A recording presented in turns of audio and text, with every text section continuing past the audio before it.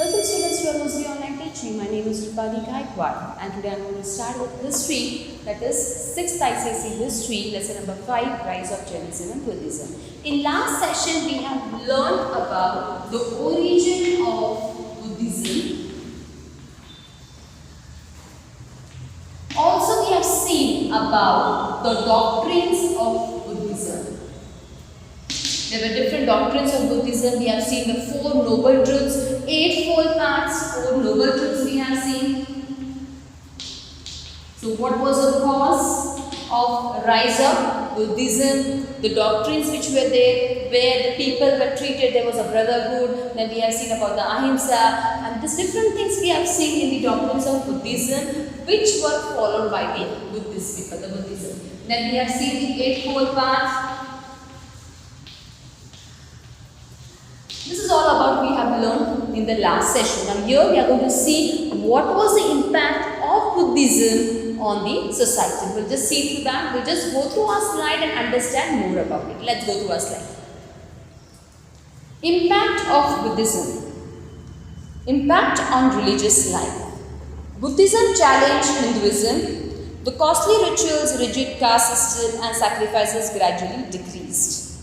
Impact on political life. Buddhism touched the hearts of kings like Ashoka and Chandragupta. They stopped bloodshed and war.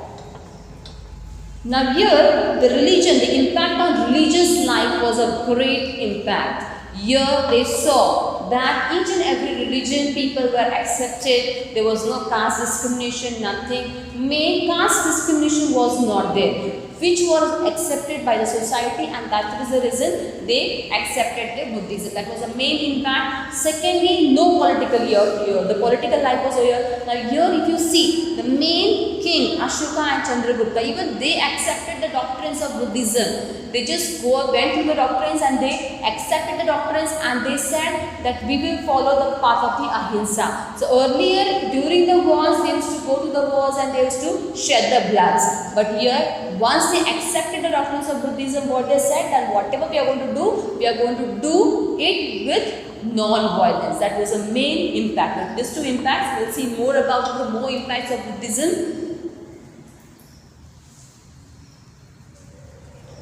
Next is impact on social life. Buddhism exposed the weakness of the society. People belonging to the weaker section of the society got an opportunity to speak about their problems.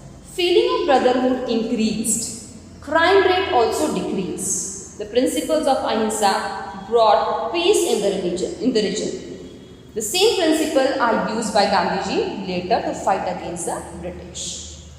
Impact on cultural life. Buddhism spread in Southeast Asia, China and Sri Lanka. A close cultural contact between these countries and India was established. So that was the main impact here.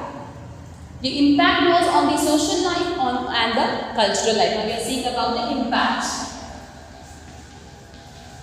Impact on the social life and cultural life. Social life, how? Here people were treated equally, so they were able to come, they were able to share things, and here that's why the social life was normal. Everyone were able to take part in each and everything. Cultural life also the same thing over here. So here the main doctrine was about the ahimsa. They followed that ahimsa, and because of that what happened? The brotherhood, the peace, the love, the bonding created among them, because of which the social and cultural life also impacted the Buddhism. Next we will see impact on language and literature. Buddhism made valuable contribution in the field of language and literature. A vast literature was produced in Pali language. Several other works were also written in Sanskrit. Impact on art and architecture. Buddhism made immense contribution in the field of art and architecture. Stupas, chaityas, viharas and rock cut temples were unique contributions. Now the next impact was again on the language. Now earlier if you see in the Vedic they were using a Sanskrit as a main language. So here the language which is accepted by everyone, which can be understood by everyone, that was the Pali language. So they started using the Pali language. That was again one impact on the Sanskrit also. It was a part of the Buddhism, but Pali language they gave as a preference over there. Then secondly they started building the different art and architectures. You can see the stupas, you can see the rock cut temples which were built up, which was again a part of the impact of the Buddhism. We'll see more about it now.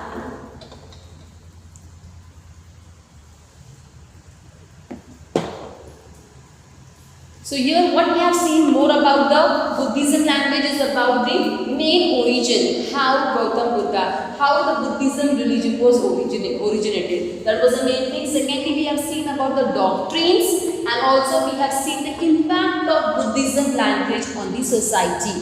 What were the main things? The language was the social, cultural, political issues, religion. There were the different things which impacted the religion so that people were able to accept it and follow it easily. That was the main thing. Now secondly, we are going to see that this is all about the Buddhism language, Buddhism religion, sorry. Now here we are going to continue with the Jainism. Now this is all about what we have seen about the Buddhism. Let's go to the Jainism and start learning what exactly is the origin of Jainism, again the doctrines and impacts of the Jainism religion on the society. So let's learn about the Jainism now. Now Jainism. Doctrines of Jainism were preached by saints or acharyas called Tirthankaras. First Tirthankara, Rishabhadeva, 23rd was Parshvanath, and 24th, that is the last Tirthankara, was the Mahavira. Mahavira is considered as the founder of Jainism. Now here the person who is preaching in Jainism is called as a Tirthankara. So there were altogether 24 Tirthankaras. First was Rishabhadeva and the last one was the Mahavira. And Mahavira is called as the founder of Jainism. We will see more about it, how it was originated. Let's see now. Jainism, a religion. Jainism is a way of life and one of the oldest religion of the world. It believes in a cycle nature of universe. It discourages superstition and blind faith and encourages free and rational thinking. Jainism lays heavy emphasis on non-violence, ahimsa and discipline. According to Jain philosophy, all Tirthankaras were born as human beings, but they have attained a state of perfection or enlightenment through meditation and self-realization. They are the gods of Jains. Jains have always practiced non-violence, vegetarianism, meditation, yoga and environmentalism. Now here the main thing about the Jainism religion is that they say that all the 24 Tirthankaras were born as a human being. After being born, later on they started meditating, and after meditating they got enlightened one, and that's why they were called as the gods of the Jains. And they follow strictly the ahimsa, the non-violence. They were against the violence. Then again they were against of the non-vegetarian, they started using the vegetarianism. So they accepted all the doctrines of non-violence, vegetarianism, all the environment, living in peace, living in a very humble way. That was the main doctrines of the Jainism. We'll see more about it in the further slides. Now what are the principles of Jainism? There are 5 vows. Ahimsa, non-violence, not stealing, Satya, not telling, Asatya, that is not telling a lie, Aprigaha, not possessing property, and Brahmacharya, practicing chastity. Now the main 5 vows of the Jainism religion. The first one, the 5 vows. The first one, they followed strictly that about the non-violence. They strictly followed non-violence. They were against the violence. Then they said not stealing. They were against stealing anything. They don't want to own any property, owning a property. They don't want their own property anything. That was one thing. And then secondly, not telling a lie. Not speaking lie or not telling a lie. That was again one thing. And the 5th point is said about the practicing charity. Practicing charity. So they were always for giving. So main thing they said that whatever is there I don't want for my own. Nothing is belonging to me. They were not owning their own properties. They had their properties, but they said that it does not belong to me. They wanted to give it as a orphanage or for some institution or for the social work. In that way, they were again speaking a lie. They always speak truth. These were the 5 vows of the Jainism religion. We'll see more about the Jainism religion, what exactly it is. Now, we have seen the 5 vows, that there are 9 truths of Jainism. Jiva, it means living things. Ajiva, non-living things. Punya, results of good deeds. Pap, sin. Ashra, good deeds. Sanvar, hindrances in the way of karma. Bandha, bondage. Nirjara, destruction of karmas. Moksha, salvation. So these are the 9 truths of the Jainism religion. Now we will see step by step. Now we will see step by step about the doctrines of Jainism. As we have seen in the Buddhism also, different doctrines. Same thing we will follow in Jainism also. We will see what are the different doctrines of Jainism. First one, 3 Ratnas.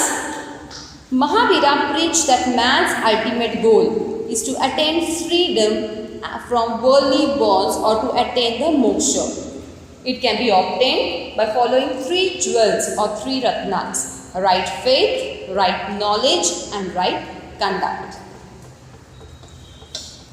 So the first doctrine we can say of Jainism is that they wanted to follow in a proper, they want to attain the enlightened one. So here they want to follow the 3 ratnas, the 3 jewels we can say. They say that in case if we have a right truth, right knowledge and right conduct, what will happen? We will be able to achieve, we can just leave all these worldly things and we can achieve the enlightened one. We can do the meditation, we can do the yoga. That was the main thing. So that was about the 3 ratnas here. So main 3 ratnas are about the right truth, right knowledge and right conduct, the way we behave and what information we are having, that should be a right knowledge, and right truth, whatever we speak, that should be always a truth. That are the 3 ratnas, 3 of the Jainism.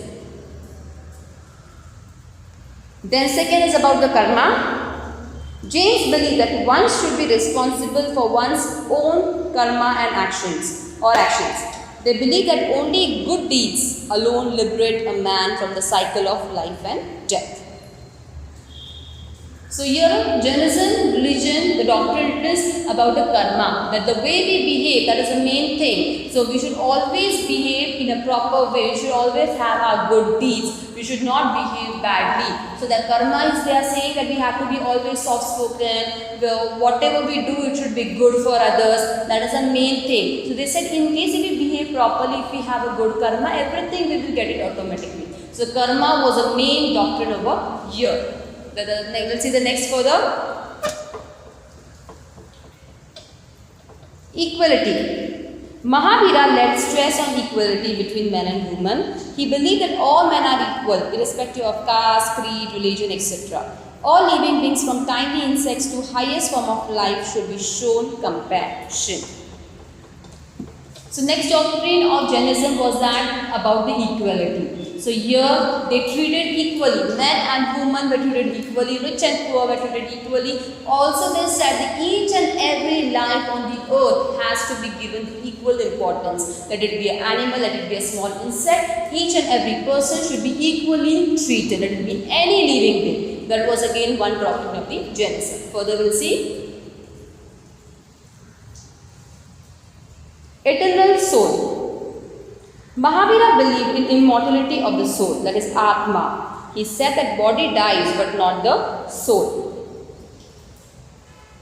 So here they said in case if the person is dying, this body is going to die but the soul is going to rest. So the soul is going to leave. So there is always believe in eternal soul. That is, it means the soul will never die. The body, the flesh will die, the body will die, but the soul is not going to die anymore. Further we'll see. Salvation. Freedom from the cycle of birth and death is called a salvation, that is moksha.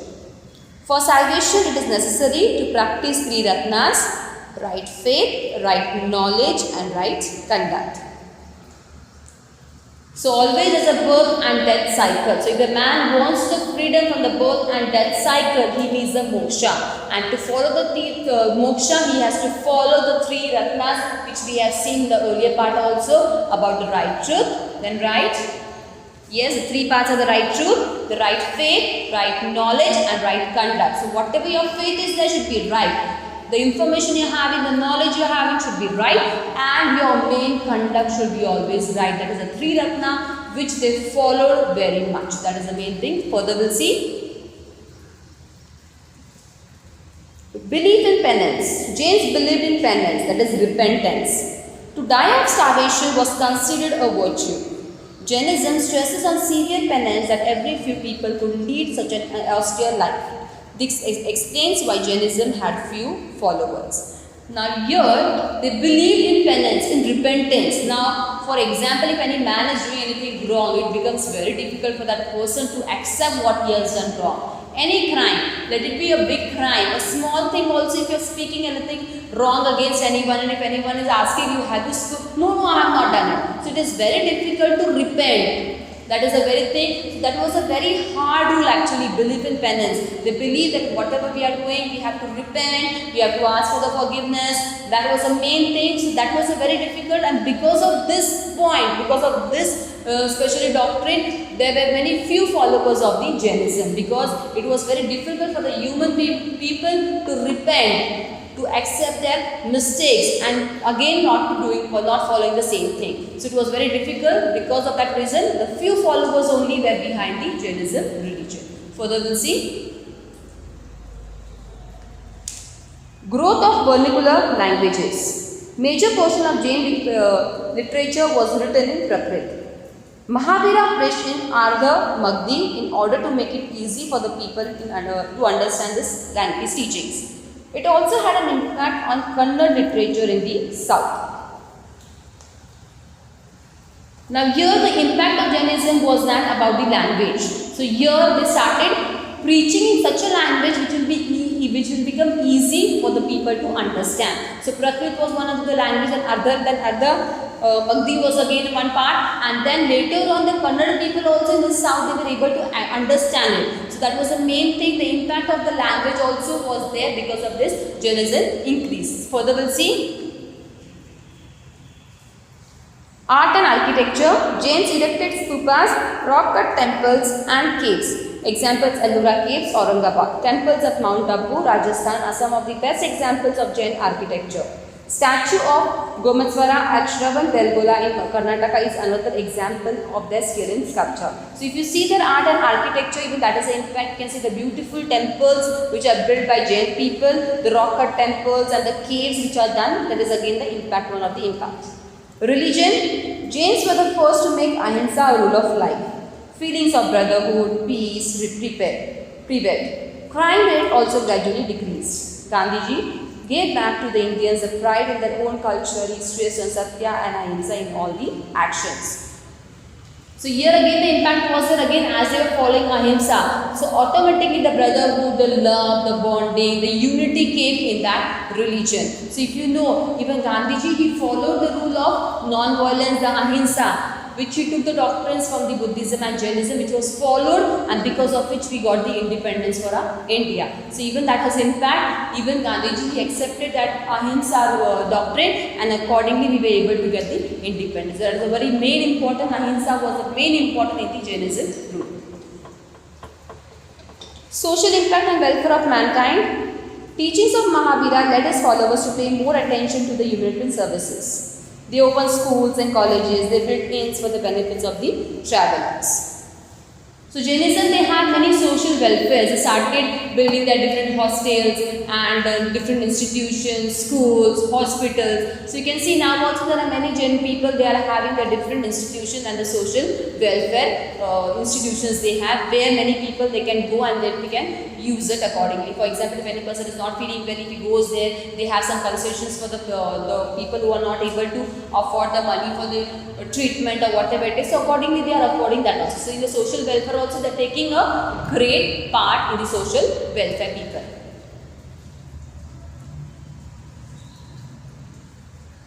Now let's see what are the similar and between the Buddhism and Jainism religion. Now here both possess the background of Aryan culture. Both were the products of intellectual, spiritual and social forces of their age, and therefore both stood up as a revolt against the prevalent Brahminical religion. Both emerged in eastern India, which by that time had successfully retained some features of the pre-Aryan culture. This partly explains the reason of the common place of origin and publicity. Both were started by the members of the Kshatriya caste and both appealed to the socially downtrodden, the Vaishyas, who were not granted social status correspondingly to their growing economic power, and the Shudras, who were definitely oppressed. Both Mahavira and Buddha, the founders of Jainism and Buddhism, respectively were Kshatriya princes and were able to get support for their cause for the contemporary ruling class. Though both did not attack the caste system, they were opposed to it and therefore drew large converts from the lower strata of the society. The main similar points between the Jainism and Buddhism was that they were from the Kshatriyas. Kshatriyas, if you see, as I told you, Brahmins were there, Kshatriyas are there, then Vaishyas. The Vaishyas means the people having a businesses, the small businesses, and the Shudras. Now here they were from the Kshatriyas family, they were from a very royal family, from the Prince family. That was the main thing, from the Aryan family. They were from a very good background. But they were not able to see the suffering of the common people, and because of that they started accepting the doctrines of Buddhism religion, and that gave the impact of the rise of Jainism and Buddhism. They wanted the equal importance of each and every man. That was the main thing. They wanted to treat, there should be no caste discrimination, men and women should be treated equally. That were the main things which helped the rise of Jainism and Buddhism. That was a similar points between them. Though they were from a very royal family, from a rich family, they didn't think that we already have something, so we will not do for the others. So that was the main thing. They started thinking about the others, about the Shudras and also about the Vaishyas people, the businessmen people who were having a very small economic power. So they started thinking about them, and they started doing a social welfare for those people. That was the similarities between the Jainism and Buddhism. Now we'll see what are the different points, the dissimilarities between the Jainism and Buddhism. Buddhism, it's completely a new religion in 6th century BC, founded by Gautam Buddha, and Jainism is an old religion. So here if you see, Buddhism is a new religion and Jainism is an old religion. Buddhism, it is followed by a middle path and it is followed. Jainism is believed in a hard penance. So here repentance, hard penance, that is the main thing in Jainism, and here it is followed a middle path. It is a silent about the existence of God. So here they believe the God is there, but a silent existence. They not give directly importance here. But here if you see, they directly deny the existence of God. They said that whatever we are doing, the karma over here in the world, the same thing is going to be followed over here. It is spread far and wide beyond the Indian shores. So Buddhism, it was preached everywhere outside the India also, while Jainism is not spread beyond the Indian shores. So Jainism is spread only in India, not outside the India. Now in short we will see what are the exact reasons for the decline of Jainism and Buddhism. What were the main points that was the reason. Now as we saw, what was the impact, what were the doctrines which helped the rise of the Jainism and Buddhism. But later on if you see, slowly the Jainism and Buddhism also had some decline. What were the points which gave the decline of Jainism and Buddhism? So let's see the slide and understand what were the points, what were the reasons for the decline of Jainism and Buddhism. Now here first Jainism will see extreme ways of penance, far from comfort zones of practicality. So here it was very difficult for any human being to leave everything and to accept the penance or to go behind the penance. Lifestyle centering non-violence concept of ahimsa seemed too far. So here again the lifestyle, they have to sacrifice everything and they have to go behind the concept of ahimsa. That also become very much difficult for the common man. Made no efforts to spread the religion owing to the belief in non-compelling the fear.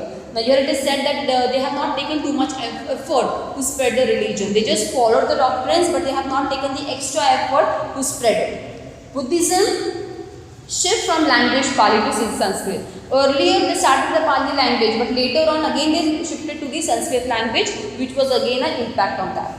Serious conflicts arose within the Sangha after the formation of the Himalayan and Mahayan sects. Now here again the two Sanghs were formed, and because of that again it became this conflict, the differences between that two sanghas, which was also one reason for the decline of Buddhism. Buddhist form of worship became ritualistic and rigid. So again here whatever they were doing the worship and everything, it was became like a tradition, a ritualistic and rigid.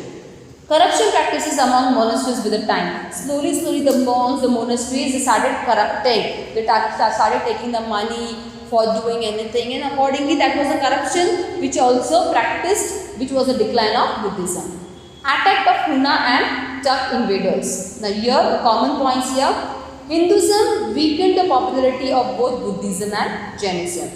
Hindu saints introduced reforms in the beliefs and practices of Hinduism, and Hinduism accepted Lord Buddha as an avatar of Lord Vishnu.